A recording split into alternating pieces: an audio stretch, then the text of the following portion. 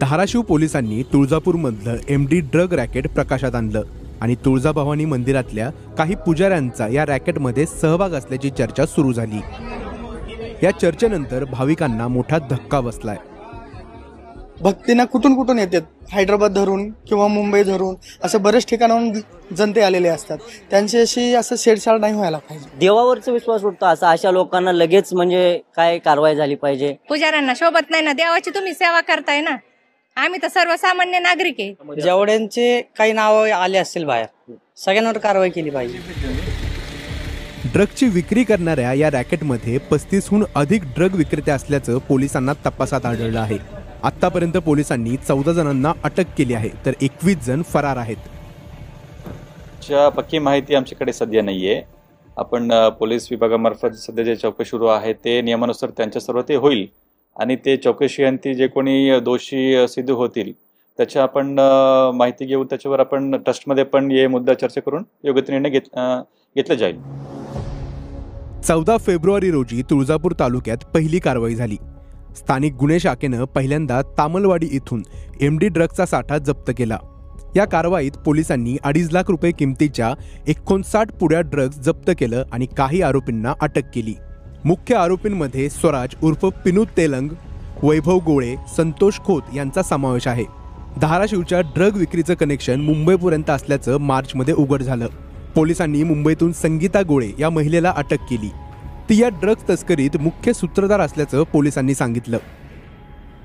आम्ही पुराव्याच्या आधारे ते आरोपी आहेत का नाही हे सर्वप्रथम पडताळलेलं आहे।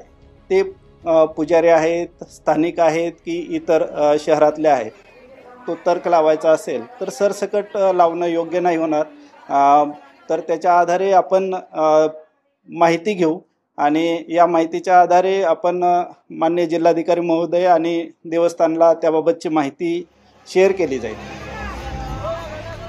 तुळजापूरच्या 3 मंडळामध्ये जवळपास 4000 पुजारी आहेत। यात भोपी, उपाध्याय आणि पाळीकर अशी 3 मंडळं आहेत। पाळीकर मंडळातील 16 घराण्यांचं मूर्तीच्या पूजेला मान आहे। बाकीचे पुजारी हे मंदिरात इतर सेवा करत असतात। सगळेच पुजारी पूजा अर्चा करतात असं नव्हे, त्यामुळे या प्रकरणात नाहक बदनामी होत असल्याचं पुजाऱ्यांच्या अध्यक्षांचं म्हणणं आहे। चौकशीमध्ये आज साधारण 30-35 लोकांवरती गुन्हे दाखल झालेले आहेत।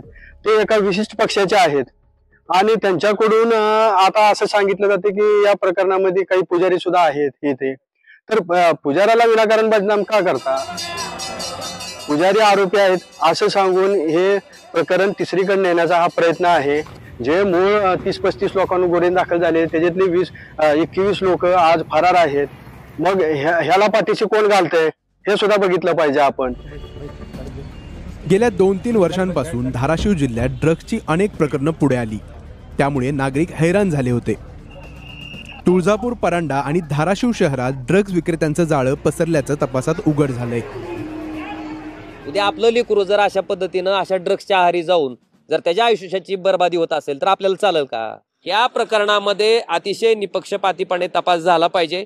जर पोलिसांना आरोपी निष्पन्न होऊन जर ते सापडत नसतील तर मला वाटतं ह्याचा विचार सत्तेत असणाऱ्या मंडळींनी मला वाटतं जास्तीचा करणं अपेक्षित आहे।